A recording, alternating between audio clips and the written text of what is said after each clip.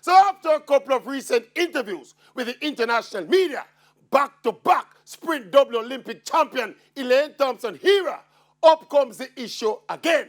Elaine needs to be more articulate and express herself better and blah, blah, blah. Well, the maverick to the rescue of common sense again. Let me say this emphatically.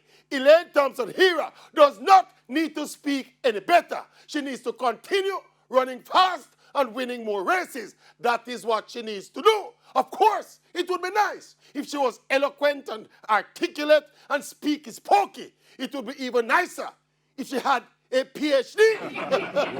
But that is not Elaine's core business. Her core business is winning Olympic titles. All of us nicely spoken people, including the Maverick, how much are we? Can run 10.5 seconds over 100 meters.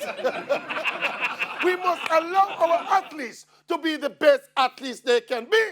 Elaine is still the fastest woman alive, arguably the greatest sprinter of all time. Elaine Thompson-Herah don't need to dress or walk or talk any particular way. Sprinting is not a chatting's profession. What do you think it is? Tell them to leave the chatting to people like me who chat their living.